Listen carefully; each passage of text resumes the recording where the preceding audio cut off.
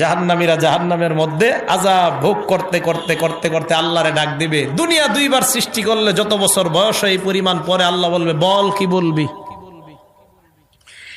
জাহান্নামীরা বলবে, আল্লাহ একটু মরণ দাও আমাদেরকে। আল্লাহ পাক রব্বুল আলামিন ওই যে বললাম একটা প্রাণী, এই মরণ নামক প্রাণীটাকে জান্নাত আর জাহান্নামের মাঝখানে রাইখা জবাই করে আল্লাহ জাহান্নামীদেরকে বলবে, ইয়া আহলান নার খুলুদুন লা মাউতা ফিহা, এ জাহান্নামীরা চিরস্থায়ী জাহান্নামে থাকো, আজকের পর আর কোনো মরণ নাই। জান্নাতীদেরকে আল্লাহ বলবে, ইয়া আহলাল জান্নাহ খুলুদুন লা মাউতা ফিহা, এ জান্নাতীরা চিরস্থায়ী জান্নাতে থাকো, আজকের পর আর মরণ নাই। আমি আল্লাহ চিরস্থায়ী জান্নাতের সার্টিফিকেট দিয়ে দিলাম।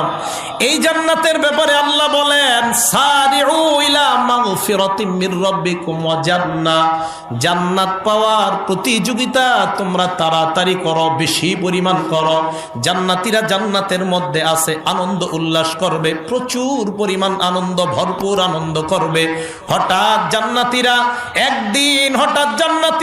কানের মধ্যে শুনতে পাবে কে যেন তাদেরকে ডাক দিয়ে বলবে, আসসালামু আলাইকুম ইয়া আহলাল জান্নাহ, হে জান্নাতীরা তোমাদেরকে সালাম। জান্নাতীরা চারদিকে তাকায় দেখে কাউকে দেখা যায় না, গায়েব থেকে একটা আওয়াজ আসবে, এই সালাম অন্য কেউ দেয় নাই, আমি আল্লাহ তোমাদেরকে সালাম দিলাম। আল্লাহর সালাম পাইতে সবাই রাজি আছি না নাই? আল্লাহ সালাম দেওয়ার পর জান্নাতীদেরকে আল্লাহ প্রশ্ন করবেন, হাল ওয়াজাদতুম মা ওয়াদা রাব্বুকুম হাক্কা, আমি আল্লাহ তোমাদেরকে যেই যেই নিয়ামত দিলাম তোমরা পাইছো কিনা? জান্নাতীদের মধ্যে গ্রুপ হবে দুইটা, এক দল বলবে ওয়াজাদনা মা ওয়াদানা রাব্বুনা হাক্কা, আল্লাহ তুমি যা যা ওয়াদা করছো সব আমরা পাইছি। আরেক দল হবে উলামায়ে কেরামের দল, আলেমরা বলবে আল্লাহ না না সব আমরা পাই নাই। আল্লাহু আকবার। আল্লাহ বলবে, একদল বলে পাইছি, তোমরা বলো পাও নাই। ওলামারা বলবে, আল্লাহ আমরা তো দুনিয়াতে নবীর হাদিস শুনলাম, আল্লাহর নবী পূর্ণিমার চাঁদের রাতে সাহাবাদেরকে বললেন, এ সাহাবাদের দল, আকাশের পূর্ণিমার চাঁদ দেখতে তোমাদের কোনো সমস্যা হয় কিনা? সাহাবারা জবাব দিলেন, লা ইয়া রাসূলুল্লাহ, পূর্ণিমার চাঁদ দেখতে কোনো সমস্যা হয় না। আল্লাহর নবী বললেন, লা তুযামুনা ফি রুয়াতিহি সাতারাউনা রাব্বাকুম কামা তারাউনা হাদাল কমারা ফি লাইলাতিল বদরি, যেমনি ভাবে পূর্ণিমার চাঁদ দেখতে তোমাদের সমস্যা হয় না, জান্নাতে এই চোখ দিয়া সরাসরি আল্লাহকে দেখবা কোনো সমস্যা হবে না। কারে দেখবো? দেখতে চাই না সবাই? ওলামারা বলবে, আল্লাহ আপনারে দেখি না, এখন আপনারে দেখতে চাই। আল্লাহ সূর্যের রূপে তাজাল্লি প্রকাশ করবে, সহ্য করার ক্ষমতা থাকবে না। এবার আল্লাহ বলবেন, বুঝছি তোমরা সহ্য করতে পারবা না, সহ্য যেন করতে পারো একটা মাহফিলে তোমাদেরকে দাওয়াত করলাম, সব জান্নাতীরা ওই মাহফিলে যাইবা, আমি আল্লাহ নিজে আইসা তোমাদের সাথে সাক্ষাৎ করব। দাওয়াত দেওয়ার পর জান্নাতীরা কয়, আল্লাহ মাহফিলটা কোথায় হবে? আল্লাহ বললেন, একটা মাঠ আছে, মাজিদ নামক মাঠ, সূরা কফের 35 নম্বর আয়াত আল্লাহ বলেন, এই মাজিদ নামক মাঠে তোমাদেরকে দাওয়াত দিলাম, ওখানে তোমরা যাইবা, সবাই যাইবা। জান্নাতীরা দাওয়াত পাওয়ার পর মাজিদ নামক মাঠে যাওয়ার প্রস্তুতি শুরু করে জান্নাতীরা। আপনারা যেমন তাফসিরের মাহফিলে আসার প্রস্তুতি থাকে একটা, তো এই প্যান্ডেলটা বানানোর একটা প্রস্তুতি ছিল না আগে? নাকি প্রথম দিন বানাইছে, না আরো আগে বানাইছে? মাহফিল কালকেই বানানো হয়েছে না আগে থেকে তৈরি শুরু হয়েছে? আল্লাহ হুরগেলমানদেরকে বলবেন, সুবহানাল্লাহ, একটা বিশেষ অতিথির আর একটা প্রধান অতিথির আর একটা সভাপতির মাঠের দিকে তাকায় আল্লাহ বলেন, এ হুরগেলমানের দল, আমার প্রত্যেকটা জান্নাতি বসার জন্য এক একটা রাজকীয় সিংহাসনের ব্যবস্থা করে দাও। সব জান্নাতীদের জন্য আল্লাহর মাহফিল বানানো শেষ, প্যান্ডেল বানানো শেষ, স্টেজ বানানো শেষ। এবার জান্নাতীরা যাওয়ার পালা।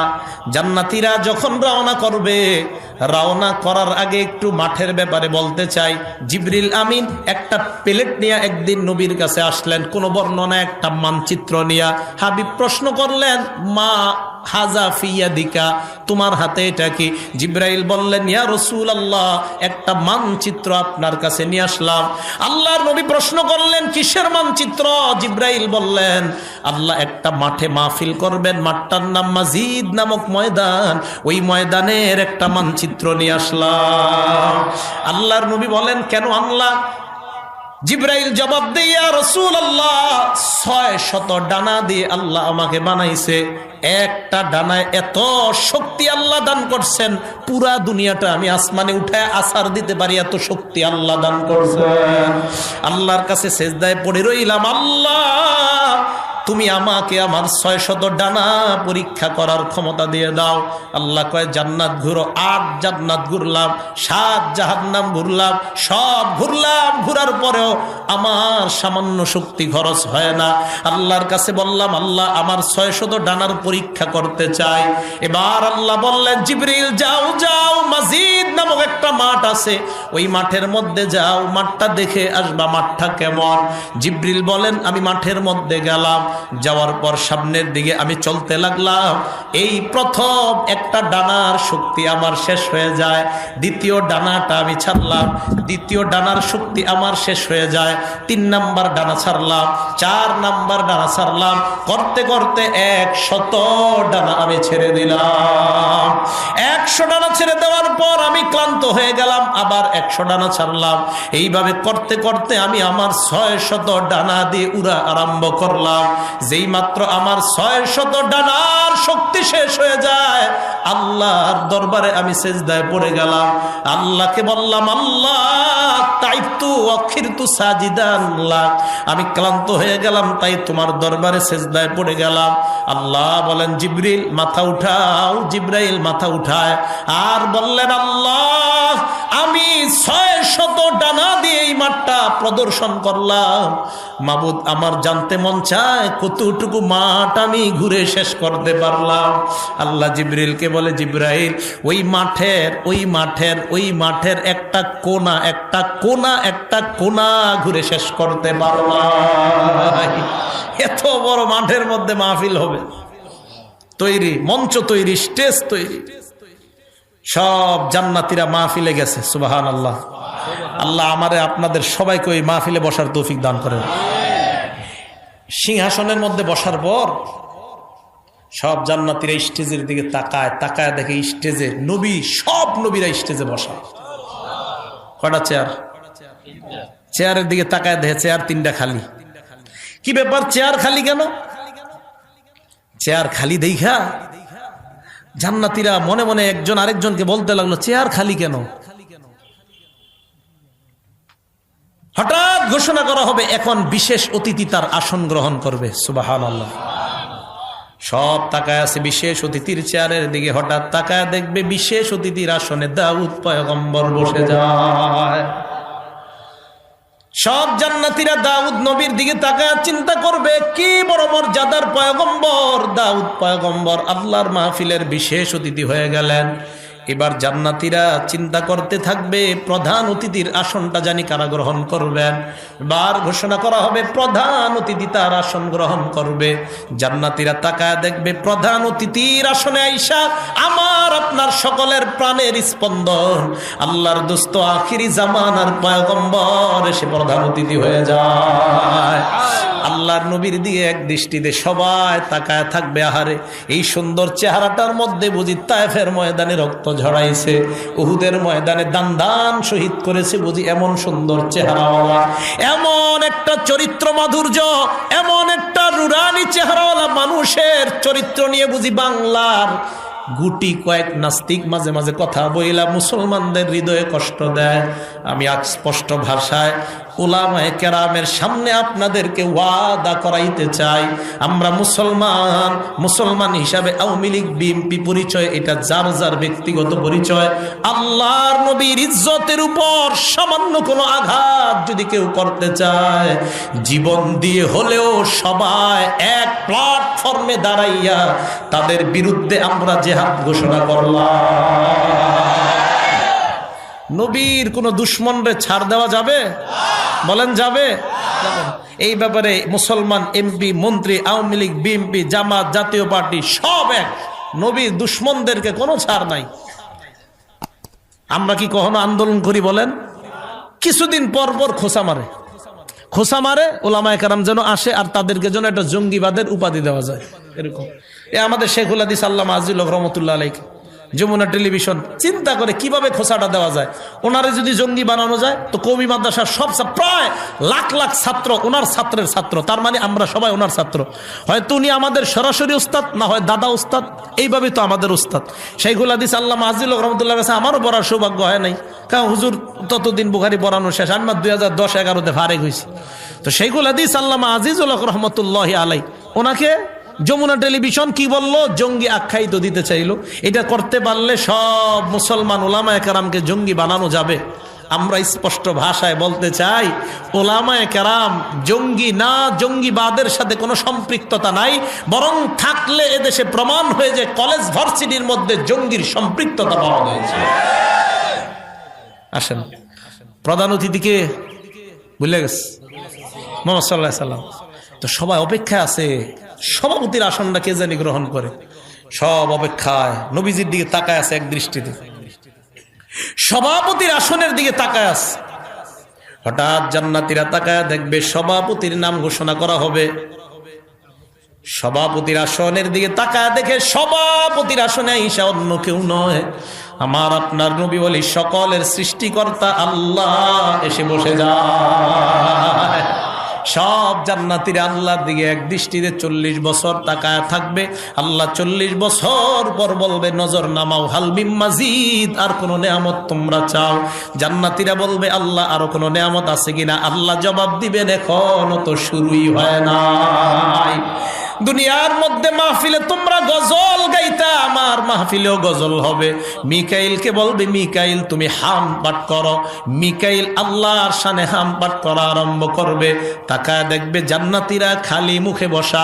আল্লাহ বলবে খারাপ দেখা যায়, প্রত্যেকের হাতে গ্লাস ধরায়া দাও, শরাবান তহুরা ডাইলা দাও। আমার জান্নাতীরা শরাবান তহুরা পান করবে, তালে তালে মিকাইলের সঙ্গীত শুনতে থাকবে। এটা আমরা পাবো ইনশাআল্লাহ। বলেন সবাই ইনশাআল্লাহ।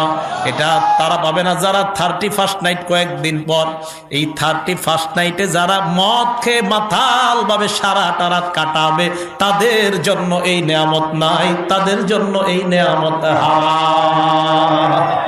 31st নাইট বুঝেননি? আসতেছে কিছুদিন পরে। এত পরিমাণ মদ বিক্রি হবে আমাদের দেশে, এত পরিমাণ মদ বিক্রি হবে, এত পরিমাণ মদ বিক্রি হবে। এইগুলারে আবার কিভাবে যে কোন দিকে যে যাইতেছে দেশ আল্লাহ জানে। আমাদের দেশের স্বাধীনতার স্থপতি বঙ্গবন্ধু শেখ মুজিব, ওনার জন্য দোয়া মাহফিল করা উচিত। উল্টা ওনার জন্য নর্তকী এনে নাচিয়ে ওনার প্রতি শ্রদ্ধা করা হয় নাই, ওনাকে অশ্রদ্ধা করা হয়েছে। এটা ভক্তি প্রদর্শন করা হয় নাই, এটা একজন স্থপতির প্রতি সম্মান দেখানো হয় নাই। ওনার জন্য দোয়ার আয়োজন হবে, ওলামায়ে কেরাম দোয়া করবে। নর্তকীদের নাচের জন্য এই দেশের মুসলমানরা আর ওলি আউলিয়ারা এই দেশের মধ্যে আসে নাই। এটা ইসলামের দেশ, মুসলমানের দেশ। এই জায়গায় ইসলামী সংস্কৃতি চলবে, অন্য কোন সংস্কৃতি এই দেশে স্থান দেওয়া যাবে না। এটা হলো মুসলমানের দেশ। সভাপতিকে আল্লাহ বলবে আর কিছু চাও? শরাবান তহুরা পান পর্ব শেষ, আর কি চাও? জান্নাতীরা বলবে আল্লাহ আরো আছে। আল্লাহ কয় শুরুই তো হয় নাই। দুনিয়ার মধ্যে তোমাদের মাহফিল কোরআন তেলাওয়াত করতা, আমার মাহফিলে কোরআন তেলাওয়াত হবে। দাউদ নবীর দিকে তাকায় বলবে দাউদ পয়গম্বর, কত সুন্দর একটা কণ্ঠ আমি আপনাকে দান করলাম, জাবুর কিতাব দিলাম, এই কণ্ঠের মাধ্যমে আপনি জাবুর কিতাব তেলাওয়াত করতেন। আকাশের পাখিগুলা আইসা আপনার পাশে বসে যাইতো, নদীর মাছগুলা নদীর কিনারায় এসে যাইতো। দাউদ পয়গম্বর, আপনি আপনার সুললিত কণ্ঠে জান্নাতীদেরকে কোরআন শোনায়া মুগ্ধ করে দেন। দাউদ নবী তেলাওয়াত করবে তাবারাকাল্লাযী বিয়াদিহিল মুলকু ওয়া হুয়া আলা কুল্লি শাইইন কাদির। দাউদ নবী সূরা মুলক তেলাওয়াত করবে। দাউদ নবীর তেলাওয়াতটা জান্নাতীরা একদিন দুই দিন নয় 40 বছর উপভোগ করবে। আল্লাহ পাক বলবেন আর কি চাও? জান্নাতীরা বলবে আল্লাহ আরো কিছু আছে কিনা? আল্লাহ কয় শুরুই তো হয় নাই। প্রধান অতিথির দিকে তাকায় বলে, হাবিব কদ আনজালতু আলাইকাল কুরআন, আমি আপনাকে কোরআন দিলাম। ওয়া হামালতাল মাশাক্কাতা লিহাযা, এই কোরআনের জন্য আপনি কত কষ্ট সহ্য করলেন, মাইর খাইলেন। হাবিব আপনি যখন কোরআন তেলাওয়াত করতেন, জাহান্নামী যারা আছে এখন, আবু জাহেল, উতবা, শাইবা, তারা পর্যন্ত আপনার কোরআন রাতের অন্ধকারে শুনতো। হাবিব এত সুন্দর একটা কণ্ঠ দান করলাম, এই কণ্ঠের মাধ্যমে আজকে কোরআন শোনায় জান্নাতীদেরকে মুগ্ধ করে দেন। আল্লাহর নবী তেলাওয়াত করবে ইয়াসিন ওয়াল কুরআনিল হাকিম, সূরা ইয়াসিন আমাদের নবী তেলাওয়াত করবে, জান্নাতীরা 500 বছর পর্যন্ত উপভোগ করবে। এবার আল্লাহ বলবে, আর কি নিয়ামত চাও? জান্নাতীরা বলবে, আল্লাহর আছে কিনা? আল্লাহ কয়, শুরুই তো হয় নাই। এবার আল্লাহ বলবেন, ইন্না আরাদনাল আমানাতা আলাস সামাওয়াতি ওয়াল আরদ ওয়াল জিবালি ফাআবাইনা আন ইয়াহমিলনাহা ওয়া আশফাকনা মিনহা ওয়া হামালাহাল ইনসান। কোরআন আমি আসমান, জমিন, পাহাড়, পর্বতের সামনে রাখলাম, কেউ গ্রহণ করতে চায় নাই, মানুষ তোমরা গ্রহণ করলা। কোরআন যখন তোমরা তেলাওয়াত করতা, তোমাদের দুনিয়ার তেলাওয়াতেই তোমরা মুগ্ধ হয়ে যাইতা। কাবার ইমাম আব্দুর রহমান সুদাইসের তেলাওয়াত যতই শুনবেন, শুনতেই থাকবেন। আমাদের দেশের একাধিক গর্ব সন্তান, তাদের তেলাওয়াত শুধু শুনতেই মন চায়। আল্লাহ বলবেন, দাউদের তেলাওয়াত শুনলা, নবীর তেলাওয়াত শুনলা, আমি আল্লাহ নিজে এখন তোমাদের সামনে কোরআন পাঠ করব। আল্লাহ তেলাওয়াত করবেন, আর রহমান আল্লামাল কুরআন, আল্লাহ সূরা রহমান তেলাওয়াত করবে, সুবহানাল্লাহ। দাউদের তেলাওয়াতে 40, মুহাম্মদ সাল্লাল্লাহু আলাইহি সাল্লামের তেলাওয়াতে 50। আল্লাহ যখন তেলাওয়াত করবে, জান্নাতীদের অবস্থা কি হবে আল্লাহই ভালো জানে। এই তেলাওয়াত এবং জান্নাতে এই নিয়ামতগুলা কারা কারা আমরা উপভোগ করতে চাই? সবাই রাজি আছি না ইনশাআল্লাহ?